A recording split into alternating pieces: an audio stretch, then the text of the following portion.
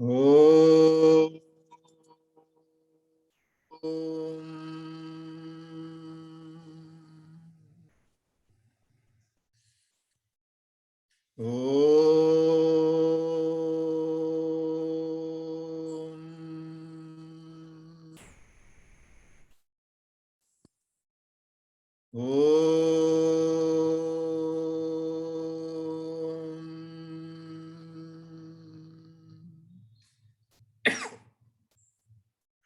स्थापकाय च धर्मस्य सर्वधर्मस्वरूपिणे अवतारवरिष्ठाय रामकृष्णाय ते नमः।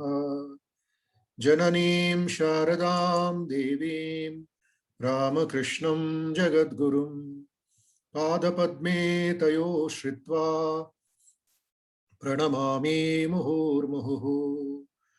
या देवी सर्वभूतेषु मातृरूपेण संस्थिता नमस्तस्यै नमस्तस्यै नमस्तस्यै नमो नमः।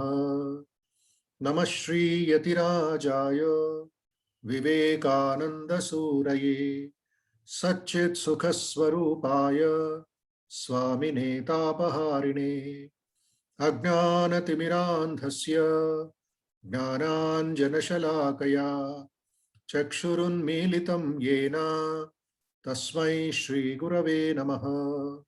तस्मै श्रीगुरवे नमः।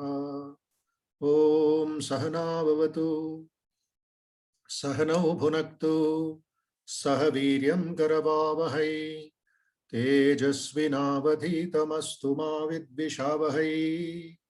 ॐ शान्ति शान्ति शान्तिः। हरिः ॐ। Let us chant the Gayatri Mantram 3 times for more concentration and faith and enlightenment. Om Bhurbhuvah Svah Tat Saviturvarenyam Bhargo Devasya Dhimahi Dhiyo Yo Nah Prachodayat. Om Bhurbhuvah Svah Tat Saviturvarenyam Bhargo Devasya Dhimahi Dhiyo Yo Nah Prachodayat. Om Bhurbhuvah Svah Tat Saviturvarenyam Bhargo Devasya Dhimahi Dhiyo Yo Nah Prachodayat. We meditate on the spiritual effulgence of that adorable, supreme divine reality, the source of the 3 phenomenal worlds. May that supreme divine being stimulate our intelligence so that we may realize the supreme truth. Selfless universal prayer, please. Sarve bhavantu sukhinah, sarve santu niramayah, sarve bhadrani pashyantu, ma kaschid dukkha bhag bhavet. Sarvastaratu durgani, sarvo bhadrani pashyatu, sarvasad buddhima apnotu, sarvasarvatra nandatu. May all be happy, may all be peaceful, may all be free from dangers, free from difficulties, free from diseases. May all see what is good, may all listen what is good, may all speak what is good, may all do what is useful to others, may all be enlightened everywhere, may all rejoice everywhere, may all be healthy, peaceful, and positive everywhere. Let there be peace within me, strength, joy, and good health in my body, in my mind. Let there be peace, joy, strength, fitness in my family, in my friends, neighbors, relatives, in the locality in which I stay, in the entire city, state, country, and the whole world.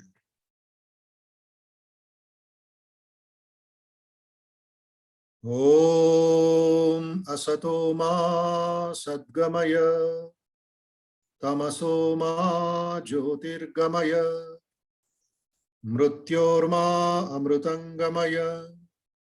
Om shanti shanti shanti. Harihi Om.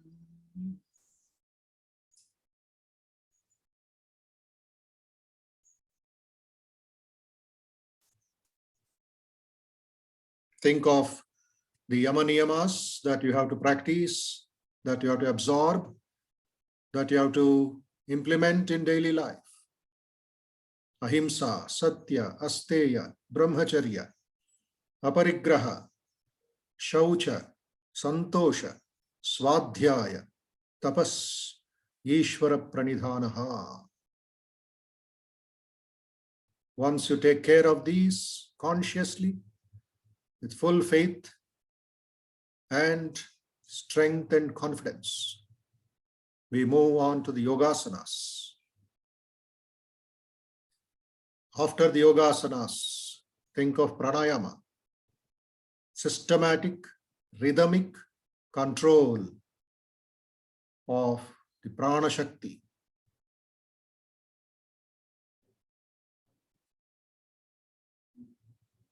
Then concentration. Focus, focus, focus on the Om.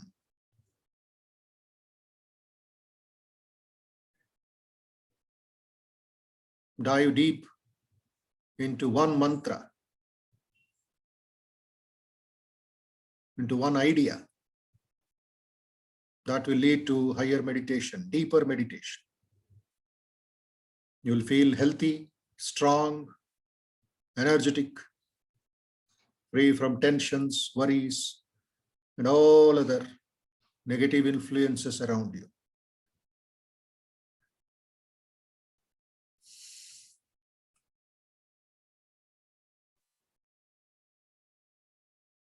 Rub the palms of your hand nicely, please, all of you.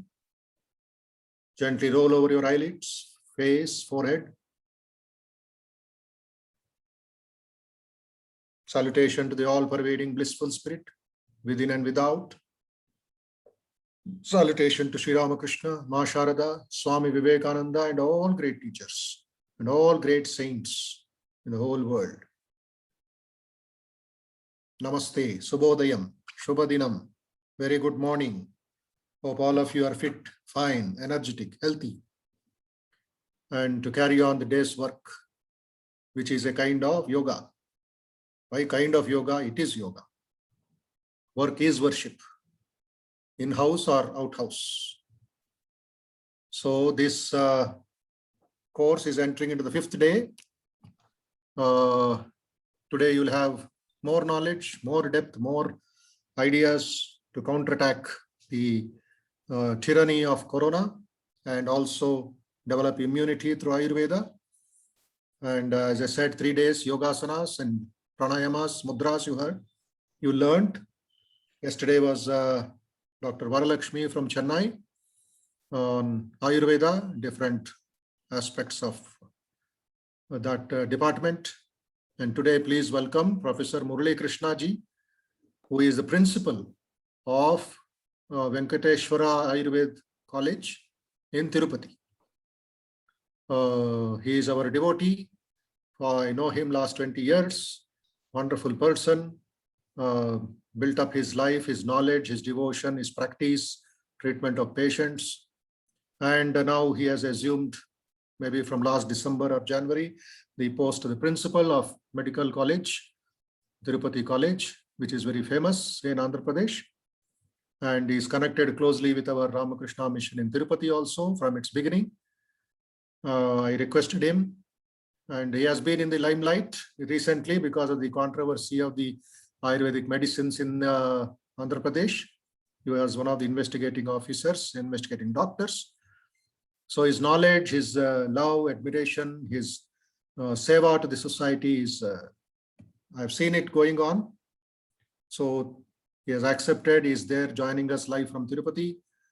So the probabilities of the 3rd wave of corona affecting the lives of children, etc., but without getting struck by that fear.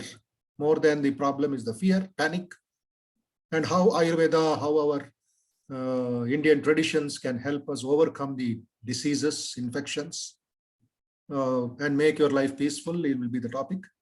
So, Dr. Murali Krishna from Tirupati, namaste. And are all over from the country. Murali ji, participants from Bengal, from Gurugram, from Punjab, from Haryana, from Hyderabad. All are there. So you can talk to them and answer their questions if possible, as much as possible. And others also, please come online and listen to the doctor, note down, and implement your traditions and implement the ideas, suggestions given by Professor Murali Krishna. Namaste. Over to you. Namaste, Maharaj. Am I audible, Maharaj? You are. Yeah. This is really a rare opportunity for me. In this contest, I offer my prostrations to my Holy Trinity, Ramakrishna, Sharadama, and Swami Vivekananda, my spiritual guru, His Holiness Swami Bhuteshananji Maharaj. And let me take this again, the opportunity to thank Bodhamayananji Maharaj. I also offer my pranams to Swami Bodhamayananji for inviting me for this interaction with you. Let me take this maybe 45 minutes for giving you such ideas which can improve our immunity. Can I share my PowerPoint, Maharaj? You try the host. Who is taking care? Leelamesh Maharaj. Okay. Maharaj, is it visible? Yes. Okay. This is Ayurveda for immunoprophylaxis for COVID-19, because nowadays the pandemic is prevailing everywhere and third wave is expected to, and the hospitals and doctors are ready for facing that, and even people are also aware of that. And again, there is a surge in Kerala and Maharashtra that a third wave is going to be expected. So in this contest, we must know certain things. The Rigvedic connotation says, Pashyema Saradam Shatam, Jivema Saradasyatam, Srunuyama Saradasyatam. That means let you live for 100 years. But how we have to live? We have to live, we are able to watch the things, and we are able to hear everything, and we must have the strength, and we must have all the physical and mental endurance and the activity of the all 5 senses. So this must be the Vedic connotation. It says that you must have all the quality of life, not only longevity, and quality of life is also needed. But of course, health may not be everything. Some people used to spend the whole day for the health conscious, but that may not be. Health may not be everything, but everything without health is nothing, you remember. But we must give some portion of our life for maintaining our health. Of course, we are conditioned to eat food whenever there is a hunger. We are conditioned to drink water whenever there is thirst, but that is conditioning. But we have to attend to our health needs every day, having health consciousness. This is very, very important. Ayurveda says, Nagari Nagarasyeva Radhasyeva Radhiyata Swasarirasya Medhavi Krutyeshvavahito Bhavet. But there is a quotation. Nagari Nagarasyeva, a commissioner of a corporation, how he has to take care of the entire corporation. Radhasyeva Radhiyada, a charioteer, how he takes care of the chariot before starting it. Similarly, a Medhav, intelligent or wise person, Swasarirasya, he has to take care of his own body. Whatever that is suitable for him, he has to concentrate. That is what Hita Ahara and Hita Vihara. These are very important. So if we are wise, we must give some time to spend about our health or to take care of our health.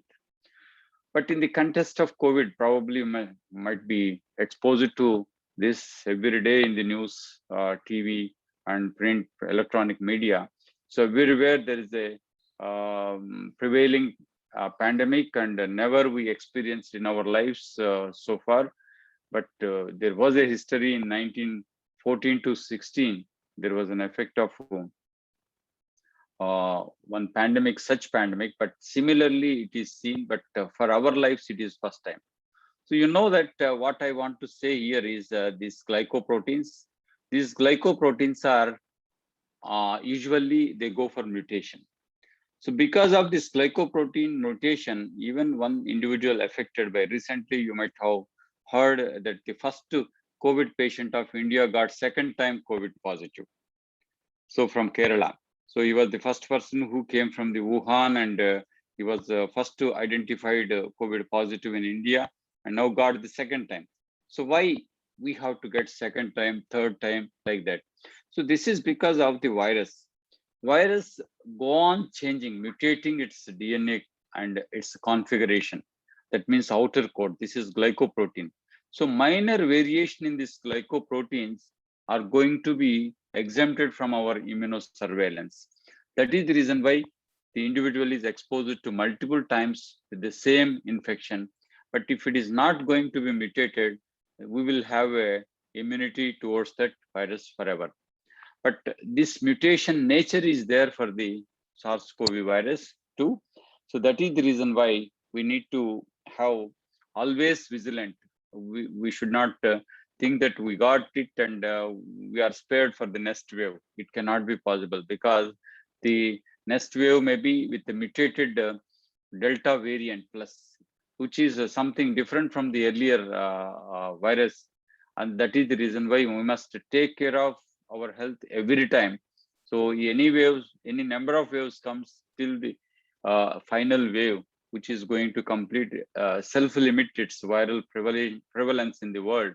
So till that time, we must take care of our health. So there is no effective cure for SARS-CoV-2 infection, and most common treatment so far available is supportive care. So we have to accept that, because you know the WHO also says that several drugs are described, and in the protocol, all those are unclear. Their safety and efficacy are unclear. So gradually there is a transformation taking place in the management of the COVID in the protocol of either ICMR or from the WHO. So that is because the safety and efficacy of any of these medicines are still unclear, not yet established. So, but the problem is not with the virus. Problem is with acute respiratory distress syndrome. This is actually the main culprit. Why this is happening? Once the invasion of the virus takes place inside the body, host immune system respond to that. So the spike glycoprotein, which I have shown on the outer coat of the virus envelope, binds its receptor, that is ACE2, angiotensin converting enzyme 2 receptors on the surface of human cells. Especially they are prevalent in the bronchial tubes, respiratory tubes, and then immediately it inserts itself into the body. So you know that virus is not a living entity. It is nothing but a genomic entity with a packed covering. That means a packed genome. So it cannot survive outside. Once it comes to the host cell, it inserts its genomic material and hijack the total cell. And now the host cell will become a viral factory. So it produces the viri in multiplication is taking place. So unless the host cell is there, which to accommodate the virus cannot go for replication outside the cell. So that is the very important thing which we have to learn.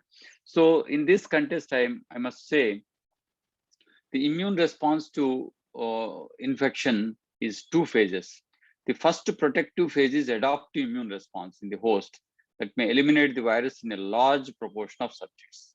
We have seen around 85% of the people who are affected by COVID are asymptomatic or with very mild, negligible symptoms, because the virus is protected at the level of first protective phase, adaptive immune response. they have excellent adaptive immune response. So they could overcome the viral infection. At 85% of such population are there in the prevalence as per the statistics. Relatively a few cases, the viral infection progresses to next step, maybe 15%. Again, in the 15%, 10% people can recover back at the second stage, and only 5% of the people are affected by the cytokine storm. That is a very, very important immunological reaction to virus. This cytokine storm is nothing but the response of our immune system to viral infection. So this is going to release certain chemicals which are going to devastate. It is like a storm. It devastates the total lung and causing damage to the lung. This is a very crucial step in the condition where the patient condition will be deteriorated. Acute respiratory distress syndrome is developed, and patient needs ventilator support, oxygen support, or support from the medical care.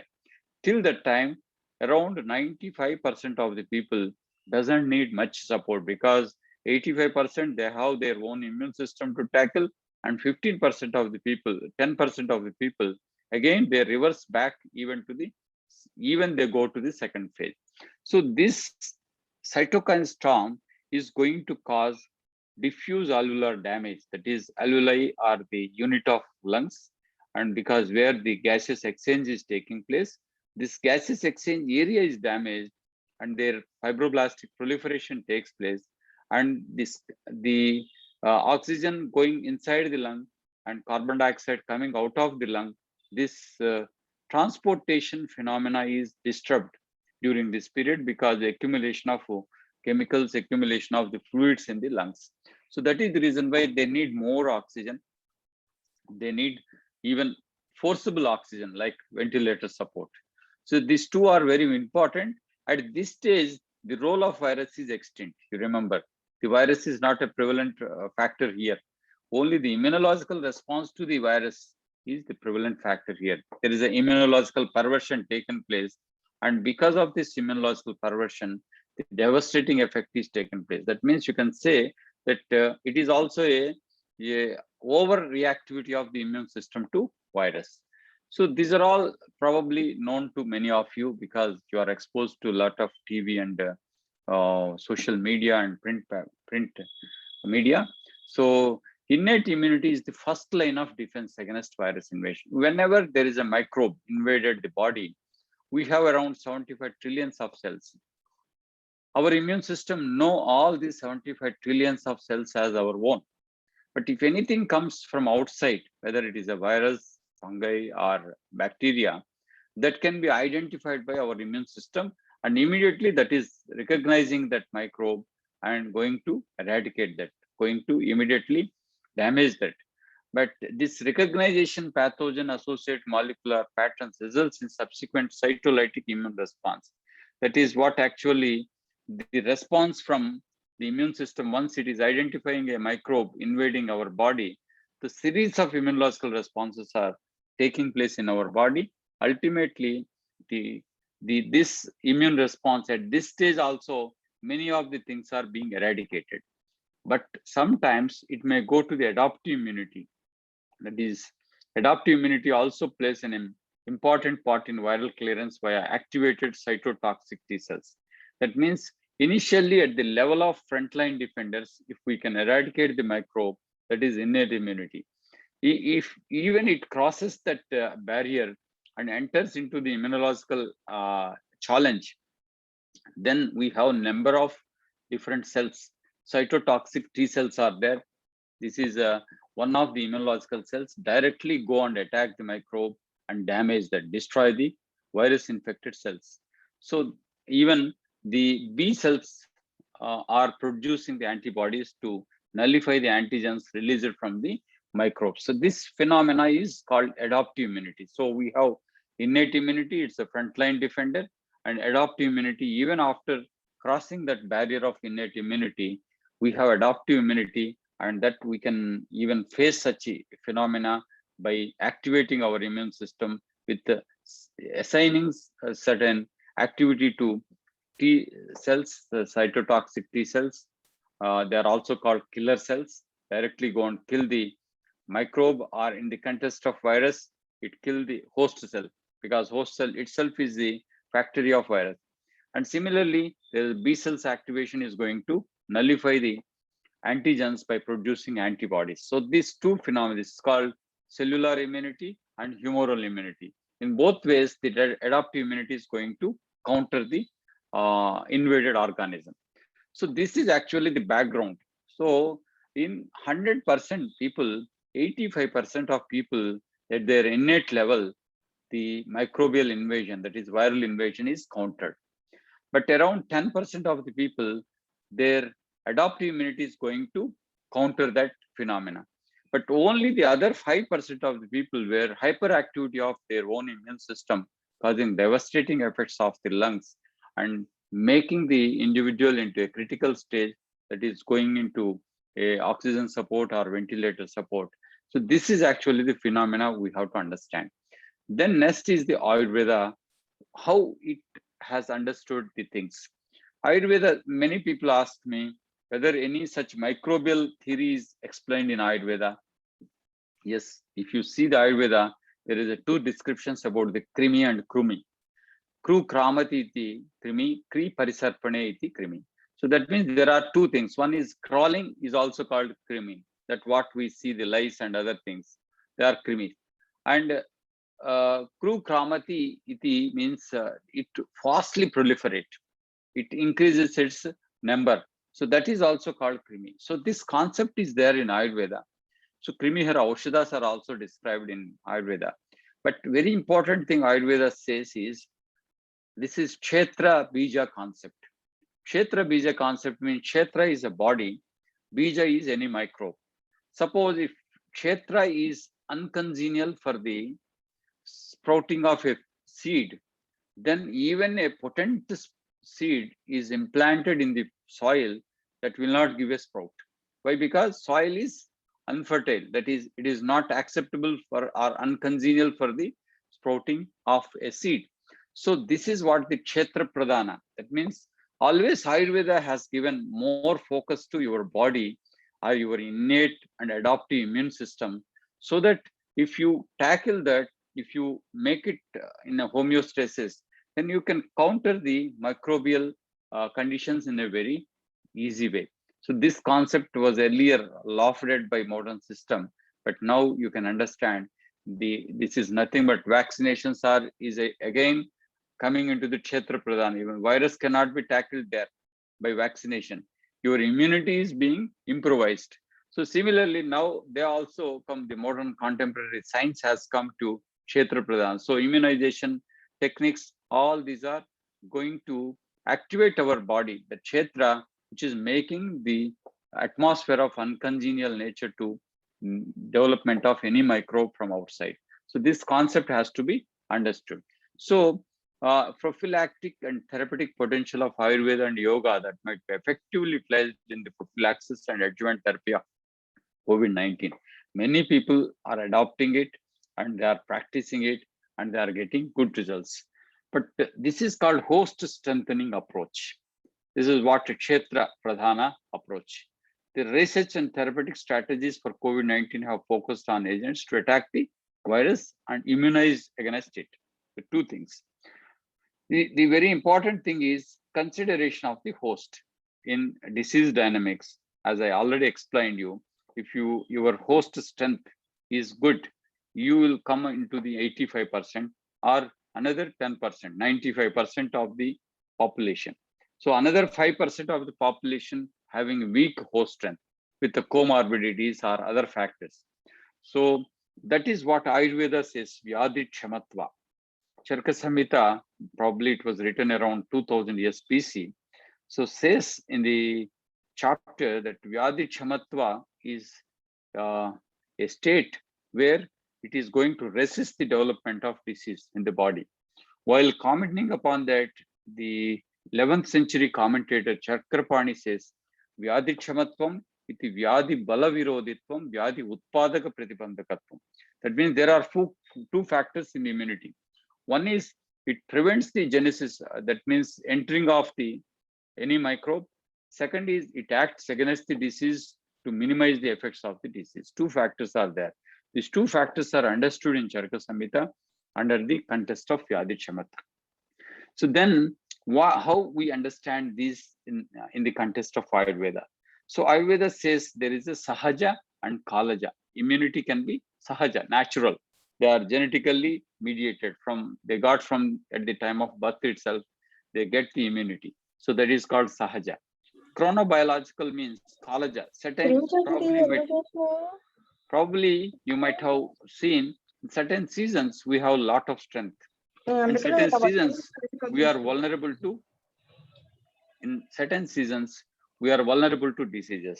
That is called chronobiological immunity. And acquired immunity means by adopting a regulated lifestyle, regulated diet factors, and taking some medicines which improve the immunity. This is called Yukti Kruta. Using your Yukti, you are adopting certain things and acquiring this Bala, that is called chronological, is time related. Acquired is using your own wisdom, you are adopting certain measures and getting the immunity strengthened. So this is a very important holistic approach of Ayurveda towards promoting health.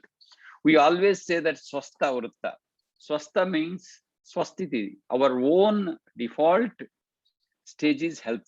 You remember, we are defaultly healthy.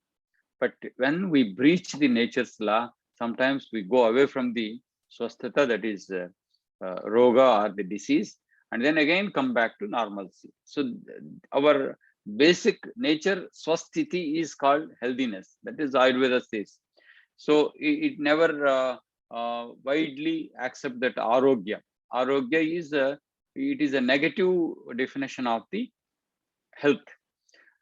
It is not a negative definition. That means absence of disease is not the health.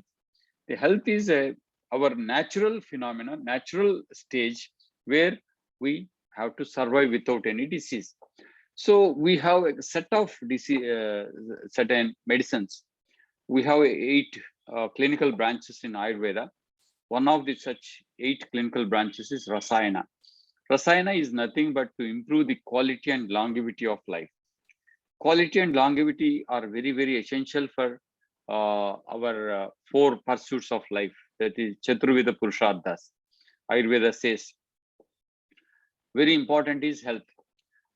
Because Chaturveda Purusharthas can be achieved when you are healthy and having long life. So on that context, Rasayanas, a set of herbs, a set of preparations, they are said as Rasayana to improve the quality of life and the longevity of life in their body. So such certain Rasayanas are described for improving the immunity, especially related to the respiratory problems. Agastya Rasayana is a description given in the Charaka Samhita, which is regularly taken. The one individual can get the acquired immunity, that is Yukti Kruta Bala, that is immunity related to the innate and adaptive immunity can be improved. Chitragharitiki Leshyam is also another, which is going to improve the respiratory conditions. It gives more defense or more resistance to respiratory involvement of the microbial invasions. Similarly, Chyawanprash is also very famous. Many people are knowing it. And you can see the Chyawanprash while saying is Shina and Vruddhanam, Balanam. Even from the geriatric to the pediatric, it can be used. And it is very important for the other conditions also.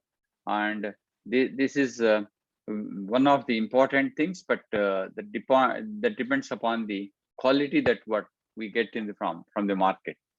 So Ashwagandha is also a very famous drug. Probably must knowing. Ashwagandha is Penneru in Telugu. Ashwagandha is very famous, and this is one of the important drugs which are proved effective for spike protein inhibition while it is entering into the ACE2 inhibitor, ACE2 receptors in the respiratory system in the context of COVID pandemic. So Ashwagandha is also one of the proved effectives, but Ashwagandha can be given only to the people who are lean and thin. So if an obese patient is there, if he wants to get the strength, ashwagandha should not be taken. If he takes ashwagandha, and then they will become more obese. So ashwagandha probably must knowing this plant is a very pleasant plant, but what we use is the tuber, and that is hidden inside the soil. And another is Chitrakaharitaki and Agastya Rasayanam. Almost all of these are having Haritaki. Karakaya is one of the main ingredients in them. Amla is also one of the main ingredients. Guduchi is also one of the main ingredients in almost all of these rasayanas. They're all available in the market. And Haritakya the Rasayanam, Vyagradi Haritaki, Vasakantakarleham, so many. Because in the context of COVID, we in 10% of the population, we get the dry cough. Even post-COVID conditions also, we have certain respiratory problems. People used to come to Ayurvedic clinics that they got the COVID and their respiratory problem is still persistent with the dry cough. And if they do physical activity, they are getting the exertional dyspnea, shortness of breath on exertion. So in such conditions also, these rasayanas can be used for a longer period, maybe 2, 3, even post-COVID conditions, to improve the functional ability of the lung. So rasayana therapy may have direct relevance to the prophylaxis and management of SARS-CoV. The plants used in rasayana therapy have been found to be effective in immunomodulation and restoration of immune homeostasis. As I told you, the response to virus, there is a cytokine storm taking place. It's a perverted activity of the immune system. It is a hyperactivity of the immune system. So if the immunohomeostasis is there, that cytokine storm can be prevented. So that is the reason why many of the herbs having that effect, that the immunological perversion, immunological hyperactivity can be minimized. Even the even 85% of the people who are affected by the virus, they do not get any much symptoms. So in that condition, these factors are very important, because immune homeostasis in them is making them free from any acute respiratory distress complications. So several rasayanas described in Ayurveda are used in clinical practice for strengthening immunity. So some of them are widely accepted. There are evidences for the improving of the immunity. That is Vithania somnifera, ashwagandha, I told you, Tinospora cardifolia, Guduchi, Tippatiga in Telugu. This is also widely used nowadays by many of the Telugu people. Regularly, they are taking the decoction of the Guduchi. Asparagus racemosus, Shatavari is another immune strengthening drug. Phyllanthus emblica, famous Amalaki, Usirika in Telugu, Nellikaya in Tamil, and Amalaki is very famous. And Glycyrrhiza glabra, St. Madhu and St. Madhukam in Telugu. They are all immunomodulators. They have immune strengthening nature. So this is Tinospora cardifolia. But I come across certain people nowadays, they are taking the leaves of the Guduchi. But stem of the Guduchi is much effective for immunomodulation rather than the leaves. So that has to be identified, because stem has to be cut into pieces, made into coarse powder, and it has to be made into decoction. And this decoction can be taken every day, once in a while, once in a day. So this is Shatavari. Asparagus racemosus, useful part is these tubers. So they are very nourishing, and they are going to increase the immunity, innate immunity in the individual. They're also proved effective. Amalaki also, you must be knowing, amla, regular use of amla is going to increase the longevity. There was a study conducted by Indian, that is the government Ministry of Ayush, not the Ministry of Ayush, it is the Science and Technology. The Science and Technology has done a big project on Amalaki and its effect on anti-aging. So there are around 13 publications available. You can go through the Google search, Scholar search, and Amalaki is proved effective. Regular use of amla a day, once a day, one amla a day, is going to increase the longevity and even quality of life and improve the immunity. So this is St. Madhukam, St. Madhu Glycyrrhiza glabra. This St. Madhu is also very important for various conditions. It's also having direct link with the immunological homeostasis. So ashwagandha, even recent in the context of COVID, there's certain activity, the research activity is supplemented. The selective TH1 upregulation by aqueous extract of ashwagandha roots has been shown in a mice model. Ashwagandha aqueous extract has a broad spectrum dose-dependent role in immune homeostasis. And the clinical effects of ashwagandha containing Ayurvedic formulations to be equivalent to HCQ in a RCT for treating rheumatoid arthritis. So, ashwagandha is effective even the other autoimmune disorders like rheumatoid arthritis. HCQ is one of the, but ashwagandha is something different from that. And the very important thing Ayurveda advocates is lukewarm water. So whenever the epidemics comes, lukewarm water, epidemic concept is there in Ayurveda. Ayurveda, especially Charaka Samhita, has devoted one complete chapter for epidemics, Janapadodvamsas. The Janapadodvamsas, they clearly explain the causes of Janapadodvamsas. They are called Vayu, Jala, Desha, Kala, vitiation, that is impurity in Vayu, either air, Jala, water, Desha, the environmental, that is geographical condition, Kala, the seasonal effects.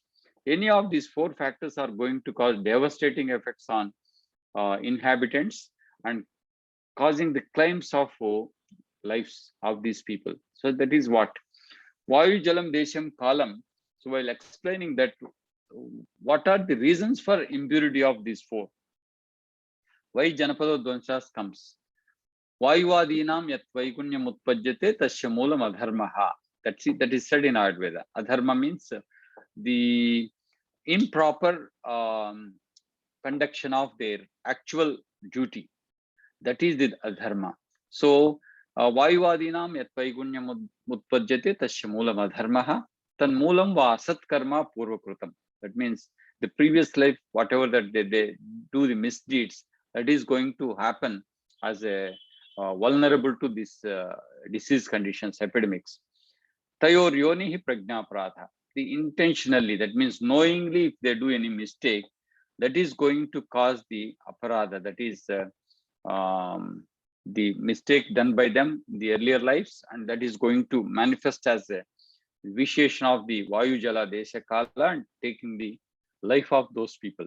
So this is what actually the description is given. But during this period, Ushnodaka Pana is advised. That means lukewarm water, taking lukewarm water every day is very important.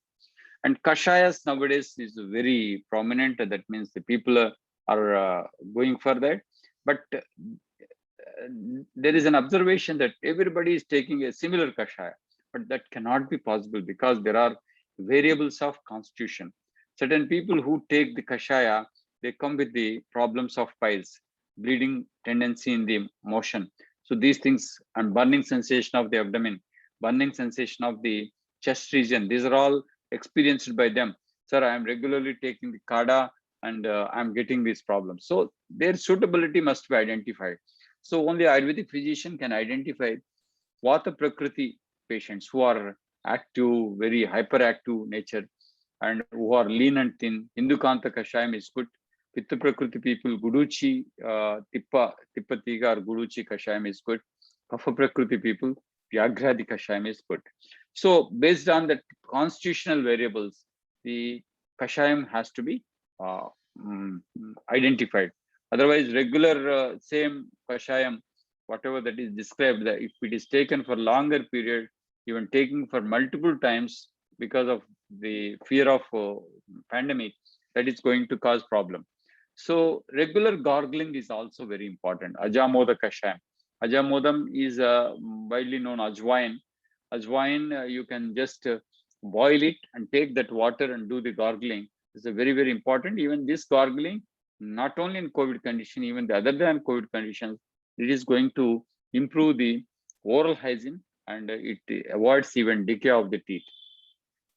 So since affection of the throat is found in the earliest stage of COVID-19 because it is either oral route or nasal route, so rich virus is usually present in the throat area, as because the throat swab is taken, nasal swab is taken because this is the inhabited area of the virus. So RT-PCR is done through these areas. So once you do the gargling, regular gargling, This can be eradicated at this level itself. Kashai is with the fried ajamoda. That means you have to little fry it. Light frying is very much needed. So ajamoda is indicated in jvaram also. Ajwain is a very good in Japanese encephalitis conditions. It's found very effective. So this is also viral condition. So similarly, Ajwain is stated in Chakradatta, the 11th century commentator of Charaka Samhita, Vrindamadhav and Ratnaprabha. So these people, they identified that Ajwain is good for the conditions of the fever. So this is actually Ajwain, probably much knowing, is a very famous household drug. And in addition to that, we have fumigation methods. Ayurveda identify that the krimi can prevail in the air. So Aparajita Dhuma is there. So Aparajita Dhuma containing all these, because this is also now promoted by Ministry of Ayush for fumigation methods. So if you take all these herbs together and then put on the fire, that means even the coal, burning coal, then that can be giving a smoke. That smoke is going to eradicate the any microbes from that area. So this is Aparajita Dhuma. So here what Sarva Jvaraharo Dhupaha Karyo Aparajita. So jvaras are basically caused by microbes. Majority of the jvaras are without the microbe, jvara cannot be possible. So in the Ayurvedic context, we see the outlet, surfaced phenomena, that is fever. And in the fever conditions, Aparajita Dhupa is clearly explained. Kavalagraha is another thing, oil pulling, Harimedas Thailam, Tilatailam. So there was a study conducted in traditional Chinese medicine in the first surge of COVID. They identified that regular gargling with oil or nasal instillation of oil is going to completely denature the spike proteins, because spike proteins are also lipoproteins and they dissolve in this oil and immediately their nature is completely denatured. So their virulence is minimized. So Harimedas Thailam and Til Thailam is gingerly oil, nuvul nune. This can also be taken into oil pulling every day. So another is installation of either ghee or sesame oil, that is gingerly oil or coconut oil, in the nostril, 1 or 2 drops every day. This is advocated in Ayurveda to safeguard the health of the individual in Swasthavritta phenomena. So Nasya, that means 2-3 drops in the nose, is going to again give a oily smear to the nostrils. Even if any microbe goes there, that is immediately caught by this thin layer of the oil, and the glycoproteins will be dissolved and the virus will be denatured. So this study, it forms a biofilm, oily biofilm over the barrier, entry barrier of the virus, and going to cause. This is a traditional Chinese medicine on nostril instillation. They have done the research in traditional Chinese medicine. They have already proposed the use of nostril oil application for preventing SARS-CoV-2 infections. So another concept is there, Vishashya Visham Aushadam. A microbe is causing the Visha, and this Visha is going to create the disease in. So in that condition, Bilvadi Gutika is a Vishashya Visham Aushadam. So it is a Agada, that means an antitoxic drug.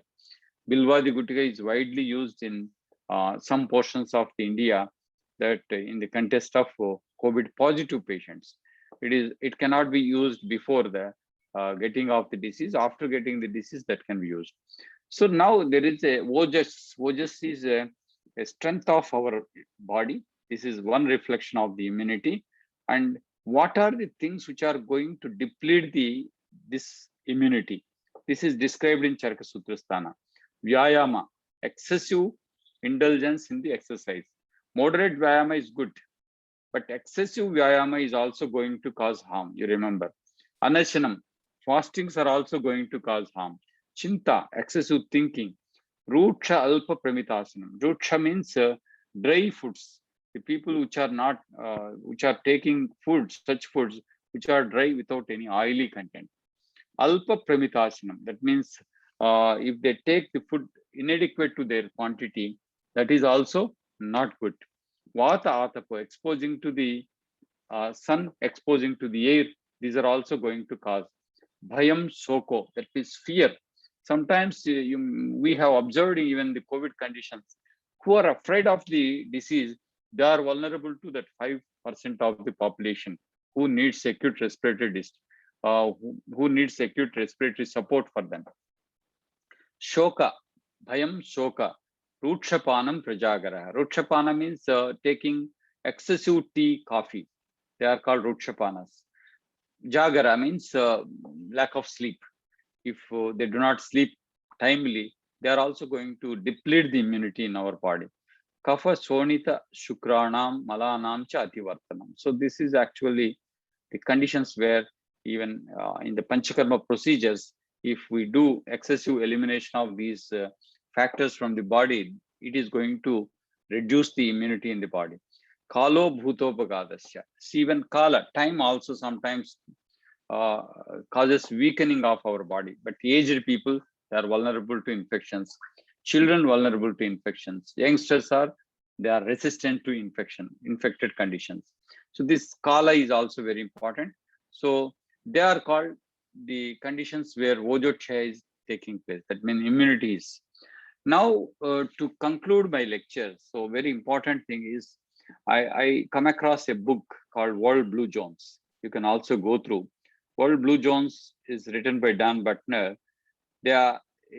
What actually the Blue Zones means, in these 5 areas, that is Sardinia, Italy, Okinawa, Japan, Loma Linda, California, Nicoya Peninsula, Costa Rica, Icaria, Greece. So in 5 areas in the world, they have densely populated centenarians. That means people who lived 100 years. So what actually the reason for their densely located centenarians staying in these areas? They are called Blue Zones. So then this Dan Buettner went to these 5 areas, identified that what actually the 9 lessons for living longer. So he identified and he wrote this book. So this more or less very close to the descriptions of Ayurveda. How these people manage to live longer and better. It's not through pills, surgeries, or medications. These areas are not having any big corporate hospital setups or a famous doctors existent there. They are simply, their secrets are found in everyday things they do. The food they eat, the company they keep, the very perspective of life. That is very important for the longevity of life. So these are actually, they are spread all over. They are not even localized. If they are localized, we can say that is because of the localized area of the globe, they are getting the centenarian life. That is not like that. So they are spread all over. And what actually the lessons we can sum up from these Blue Zones? Calorie restriction and fasting. Mitahara, Ayurveda always says mitahara. Mita means moderate in food, avoiding overeating, and even complete fasting is also not good. So people, sometimes obese people, they come, I'm not taking food at all. Only once a day I'm taking food. That is also not good. So that fasting, absolute fasting is not good, and overeating is also not good. But moderation in food is very, very essential, and which gives healthy body weight. So most people in Blue Zones eat their smallest meal in early afternoon, late evening. They don't eat again all day. So nowadays there is a culture in between also, the people go on eating the food. So while watching the TVs, they eat food. So this is actually a very bad area. So restriction of food, moderation in food, they are very, very essential. Strong family connections. These people, centenarians, family connectivity, that means they live with the children, they live with the affection and love, they have the social interaction, and they serve even others. These type of positive emotions are there in them. So that is also very important for their longevity. Having a meaningful life purpose. That is what Japan have a term ikigai, which translates why I wake up in the morning. Having a strong sense of purpose is worth up to 7 years of added life expectancy.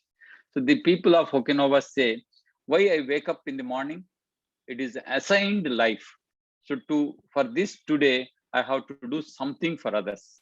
That nature is a very, very important. Having a meaningful life purpose is a very important, that gives a lot of positive emotions in our body. And the positive emotions are going to induce the free radical scavenging effect. That means innate antioxidants, which are going to nullify the free radicals in our body. So they are very, very important. Low level physical activity throughout the day. This is very important. People, excessive physical activity is forbidden. Sedentary life is also forbidden. But regular physical activity throughout the day is a very, very important for such. And staying stress free, because chinta is also one of the important factors which induce negative emotions that may lead to chronic inflammatory condition. So stay stress free life, that is yoga what it advocates.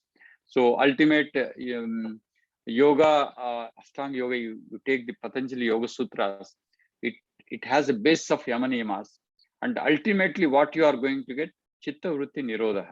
So ultimately all the Chitta Vrittis are completely forbidden. They are non-existent.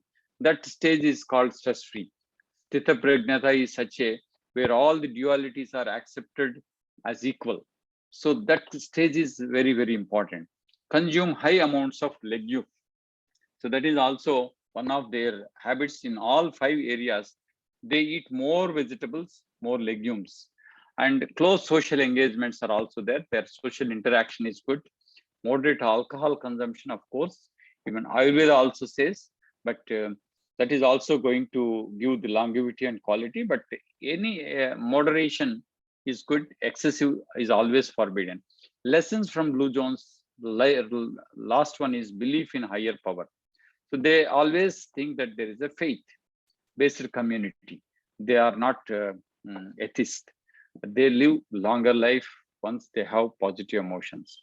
So now to sum up all these things, timely food, preferably veg in boiled form with more vegetables and fruits, and reduce sour, salt and spicy food, reduce dried, fried, cold and stale food, avoid alcohol, betel and tobacco in any form, and exercise till slight sweating is induced. Ayurveda says, Ardha Satya Vyayama. You can only entitled to do the Vyayama half of your physical endurance. The people used to do the Vyayama till they are exhausted. That is not ideal. That is going to cause harm. Avoid curd in the night time. Take buttermilk boiled with the dried ginger and turmeric powder. Regulated sleep, early to bed and get up early is a very, very ideal formula for providing the natural immunity.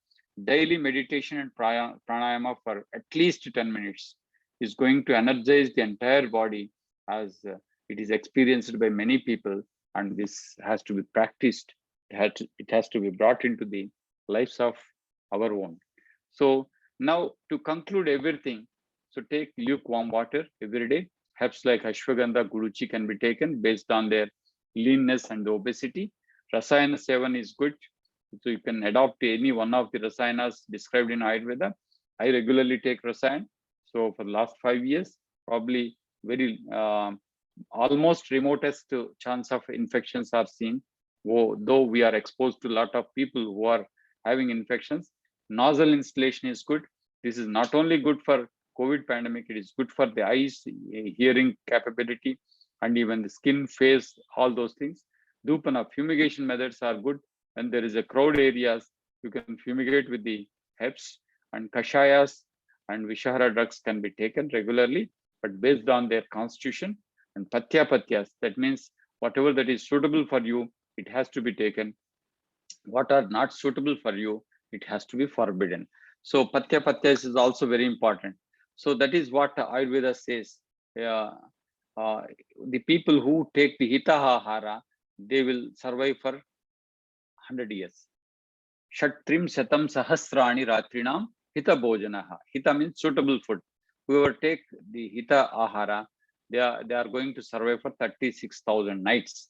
So that is nothing but 100 years. So with this, let me again take the chance to give my pranams to Bodhmaya Anandji for inviting me to stand before you and speak some of the interested areas of the immunity through Ayurveda.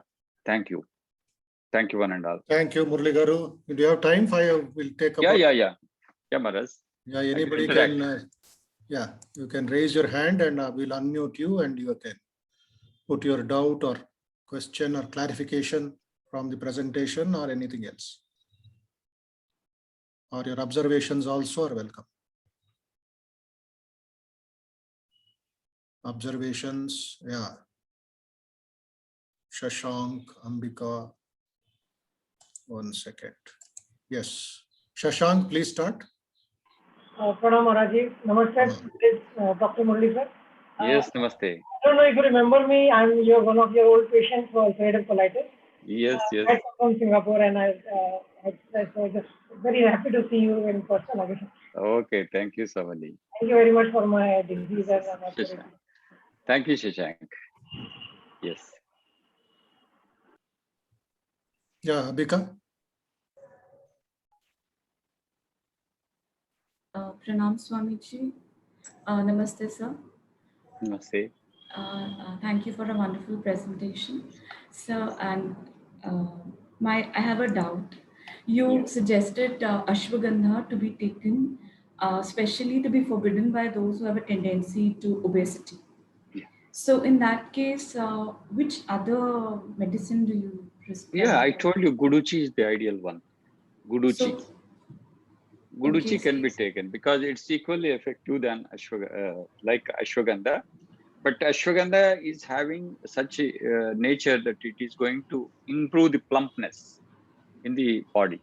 So who are already obese, they don't want to go further weight gain. Such people better not to take the ashwagandha and shatavari as the drugs of choice. They can go for guduchi and other drugs. That will be ideal. Okay. Yeah, thank you. Shobha Reddy ji, Shobha Reddy garu. నమస్కారం doctor గారు. అది Namaste. Anandaiah medicine తీసుకోవచ్చా అండి? Actually, we studied on Anandaya medicine as per the instructions of the Ministry of Ayush and CCRA, Central Council of Research in Ayurveda Science. But we conducted a retrospective study. The study shows that whatever that the claims are there, they are not proved. Okay. Whatever we conducted on 600 people, but the study doesn't reveal any evidence for accepting that. So that is the reason why, because if the people are taking and there is a improving their faith, and we should not forbid that. So that is the reason why you can take. If anybody asks me, can I take that? You can take, because at least that is going to improve the immunity or not, that is a different issue, but it is going to give some moral support for you that I have taken that medicine and I will not get the disease. But at the same time, I will caution them that they should not leave their mask, and they have to take all those precautionary measures as it is. So if they follow such precautionary measures, they take the vaccination even after taking this, whatever that the possibilities are there, whoever suggested by, but if they must be. So you very wisely, you have to accept that and take that into the consideration. Not a problem at all.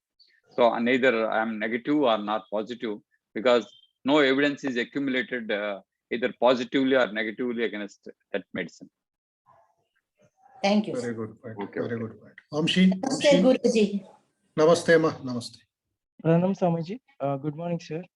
Sir, I had doubt that drinking tea is a better or not. Few people were saying it's good. Few people were saying bad. So I was confused. Yeah, probably you might have seen in the blue zones, drinking tea once a day, that is green tea. Actually, they are all habituated to green tea. Those centenarians, 100 years people, they regularly take green tea, Okay. green leaves tea. So that is ideal, but anything in moderation is good. 1 cup of a tea per day is not going to cause any harm. That's going to give healthiness. But if you go, tea is good means if they take 10 to 12 times or even 5 times, that is definitely going to cause harm to them. Okay. Okay. In moderation, only 1 cup a tea, 1 cup of a tea every day is not going to cause any harm to anybody, because even blue zones people, majority of the centenarians, they have habit of taking green tea in those areas. That is also recorded in the book. We can Okay. we can drink normal tea also. I mean, Yeah, normal tea with milk also you can take. 1 cup or 2 cups are not going to cause any harm. Okay. Thank you. Thank you. Murali Krishna, Maharaj. Swami Ranganathanji used to tell, a cup of tea will not drown your spirituality. Yes, Maharaj. That is true. That is true. Okay, we'll move to Anusha Agade. Namaste Swamiji. Namaste. Namaste. Namaste. Sir. Namaste, Anusha. Yeah, namaste sir. Sir, I don't have a doubt, but I wanted to tell you that the lecture was very systematic and it was very deep for me.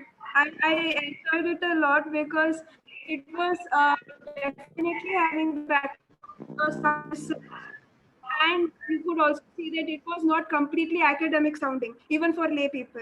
The others could understand as well. So for that, I would like to thank you a lot, because in this manner, if such kinds of subjects are introduced more and more, I feel that for the youngsters, especially for the younger generation who are tending nowadays in our generation, who are tending towards rejecting anything that comes under Indian or anything that comes under cultural.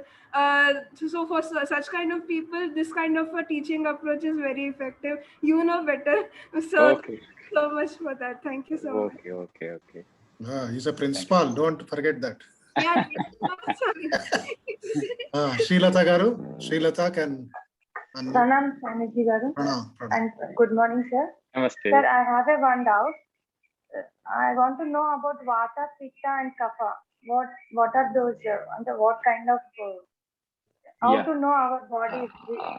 Really, if you know all these three, you will get graduation. Okay. This is the entire thing of the Ayurveda. But to say brief to you, the total universe, as per the Indian classics, it is said that total universe, including the human bodies, formed out of Panchamahabhutas, you know. So Prudhvi, Ap, Tejo, Vayu, Akasha. These Panchamahabhutas are forming our physical form of our body and also the universe. Okay. To understand these physical components, these 5 elements, is very difficult to comprehend in the disease condition.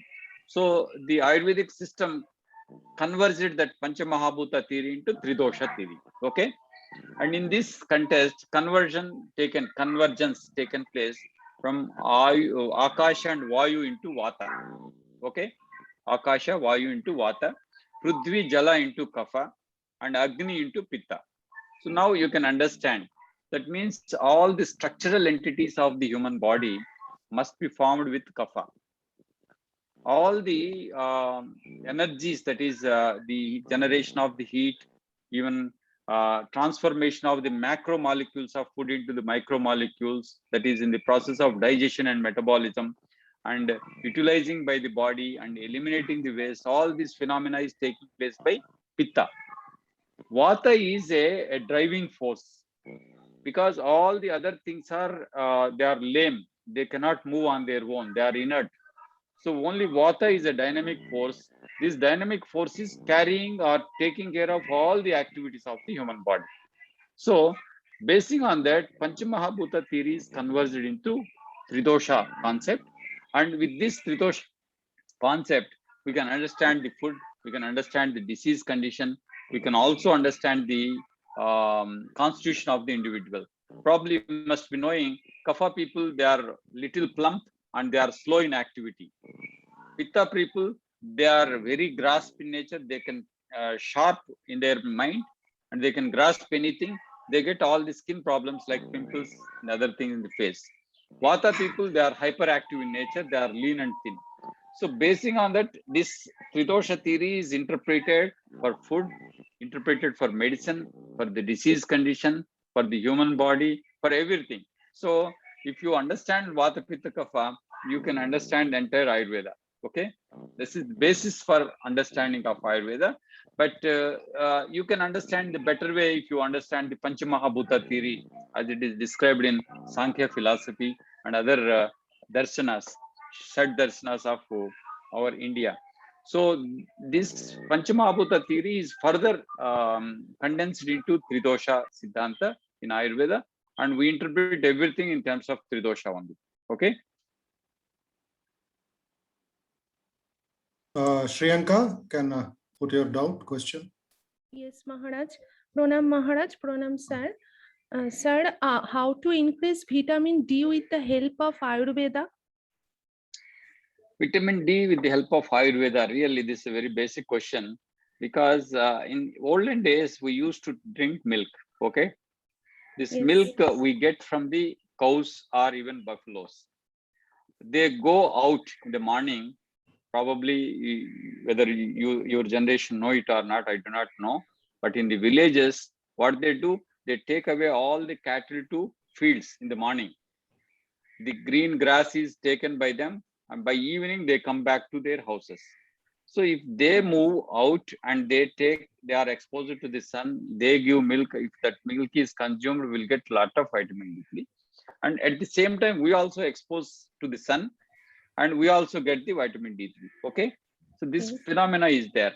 But if this phenomena is now broken, cattle, buffaloes, cows, they are shed, they are confined to shed, they are not moving out, and they are not going even to the sun, and even the milk is also processed in the chilling centers. So what they do is everything is taken out, vitamin, calcium is taken out, proteins are taken, fat is taken from that, only white colored liquid is provided in the form of milk. So in such condition, definitely we are many people, even around 70 to 80% of the population, they are exposed to deficiency of vitamin D3. Okay, this is there. But to get it, the best source is sun. Okay, taking milk from such cows or such cattle, we get from where they are exposed to the sun. That is one way. So, and another is ghee. Ghee is also another source of vitamin D3. If the regular ghee, but now the concepts are changed. The ghee is forbidden. Oily foods are forbidden. So many things are taking place. We are drifting from the bad to the worst conditions. So in that condition, so Ayurveda says regular use of the milk, regular use of the ghee is going to give the D3, no doubt at all. Shira Grutabhyaso Rasayananam, it is said in Ayurveda. That means regular taking of these two is going to improve the longevity and quality of life, no doubt at all. So, but in that condition, so you need to go for natural supplements. Supplements where you need to go for the plants which can provide, like amla, estimadu, kuduchi. These are all going to supplement to some extent the D3, which they are got from the sun. Okay. Thank you, sir. Shushma ji, next Shushma. Yeah, Pranam Guruji. A very good morning, Professor Garu. Very interesting, presentation, and as everybody have felt, it was very systematic and nice. My question is, there are two questions. Number one, how do we save our children? Basically, what I've seen in wave 2 is my complete family was having fevers, and my husband also had to be admitted in the hospital. Whereas I was there amidst all these people, but I had no symptoms and all. But what I understood later on is I was using tulsi and haldi from last 3-4 months, because one of the Ayurvedic known person gave me some tips, and I started using hot water and all. Maybe that has saved me. I don't know the reasons, but I found myself as asymptomatic later after 3 months. So for this wave 3, how do we save our children? And the second one is, what is your opinion on vaccination? Yeah, the two important questions. Probably they are there in all minds, I think. Yeah. But the people who are having children, they must be more concerned about this third wave. So why we expect the children are affected means now vaccinations are not done to the children. First point, that is one logic, because they are spared now from the vaccines. Because of that, they are vulnerable too. That is one aspect. But the another is Delta variant plus is going to take such population who are not affected by the COVID. So usually children less affected by the COVID in the first and second surge. So definitely the medical fraternity consider that they are vulnerable now because they are not affected by and neither they have the active immunization, either vaccination, or not exposed to the COVID. So that is the reason why they. So in that condition, again, the same principles are followed even for the children. Very important. So precautionary measures, whatever that is said, so they should not move around outside, and they should not be in contact with the new people, and they are not taken to the outside. That is one. And the hand hygiene is very important. These are all routine things, of course. But in addition to that, regular use of rasayana is very important. Rasayana, for them, Chavanaprasa is good.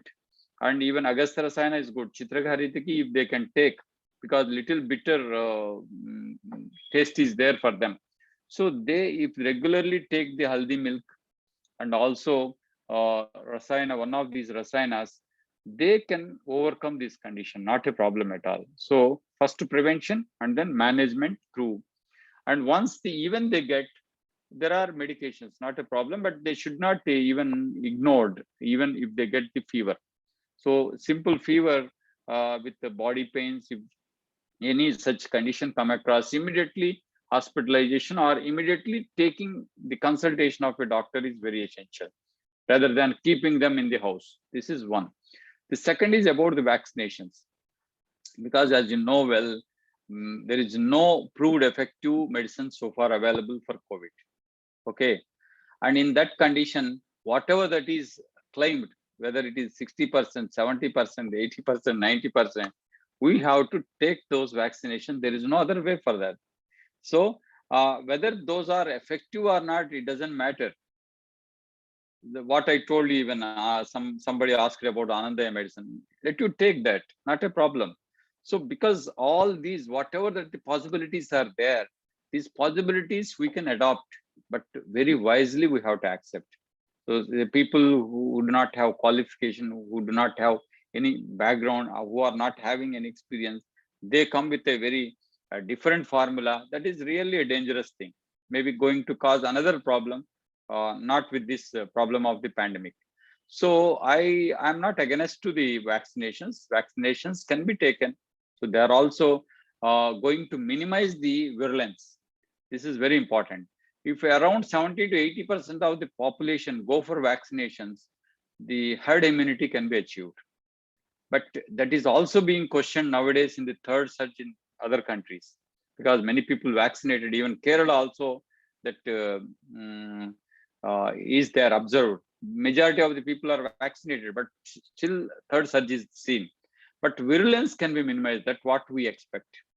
So going for vaccination is advisable, not a problem at all. But don't ask which vaccine is good. Yes. Wonderful. Yes, last question from Ashwita of VIHE. Namaste, Swamiji. Namaste, Ashwita, sir. you are a doctor yourself, right? Yes, sir. Okay. Let me see what is your doubt. Thank you, sir, for the wonderful information. And it's great to know the Ayurvedic things. Actually, I'm suffering from this chronic urticaria. Yeah. And from past 1 month, it's been really hard for me to take anything. Whatever I eat or whatever I consume, I'm being affected. I'm being allergic to everything. And I'm really fed up with these antihistamines, taking them since 1 month. So I want to know anything that helps from the side of Ayurveda. Really. So this is one of the potential areas where the Ayurveda has a scope to overcome. Okay, because we come across such people for 9 years, 10 years, 12 years who used the histamine blockers, and also we used even steroids and also biologics. They used to come to me. Okay, so in such a situation also we can manage. So initially, if it is a recent origin, not a problem. With medication we can overcome. You can take my number and I can just explain you how to use those medicines. By phone itself you can use, not a problem at all. And another is, if again still if the 3 months of this medicine course is not effective for you, then we need Panchakarma procedure. That is a purification procedure of the body.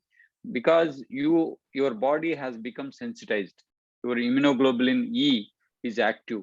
So this is going to react to any either food or any other allergens from any other source from outside. So we come across such NRIs, they come with a list of allergens. This time after 2 years, they will have another added 6-4 additional allergens list. So this is because your body is sensitized.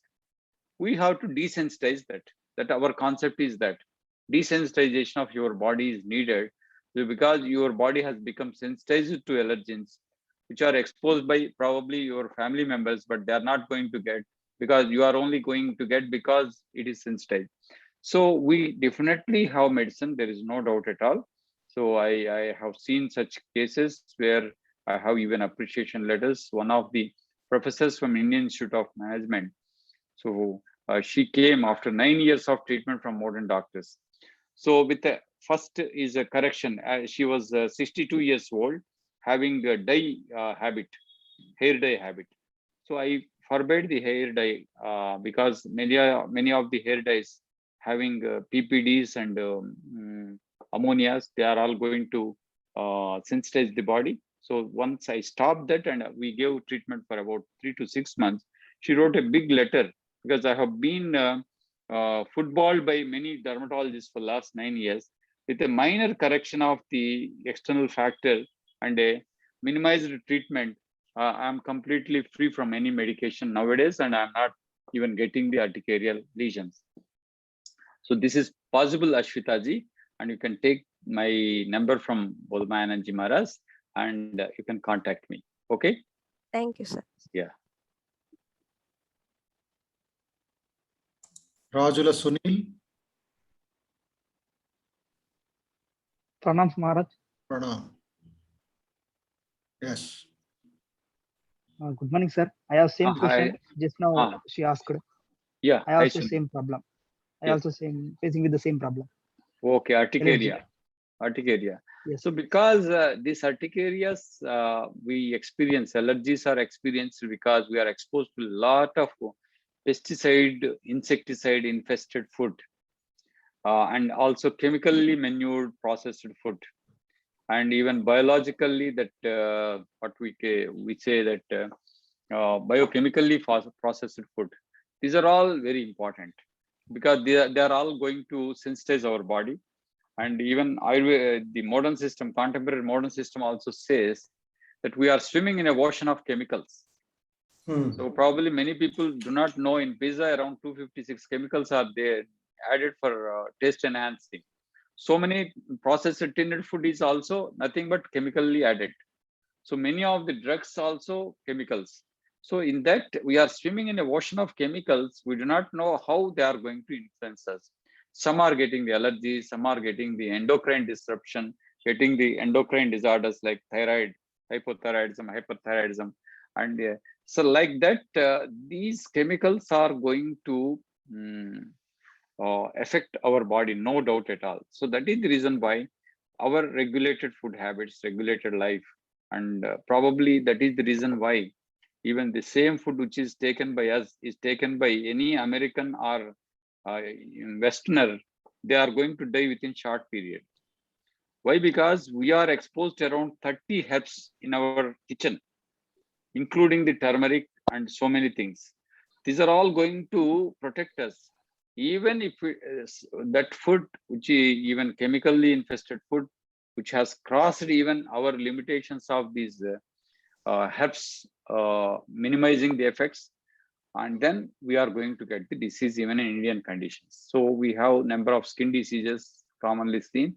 This is not the effect of you, this is the effect of environment, effect of the existing food processing. We have to accept that, but we have medicine for that, not a problem at all. Okay, sir. Can I have medicine? And can I have your number, sir? Yeah, you can just note down that my number 9848377916.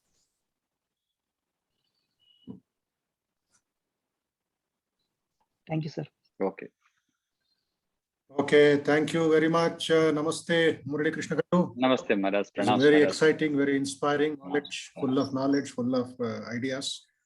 So may Sri Ramakrishna bless you. Yes. May Swamiji bless you and meet. And occasionally we'll be disturbing you. Yes. Okay. Okay, Maharaj. On behalf of all the participants, my namaskar to Dr. Murali Krishna, our devotee, Principal of the Medical College, Tirupati, and wish you all good health. And tomorrow morning, last day of the course, we'll meet at 8:20. Thank you. Okay, Maharaj. Jai Ram Krishna. Good day.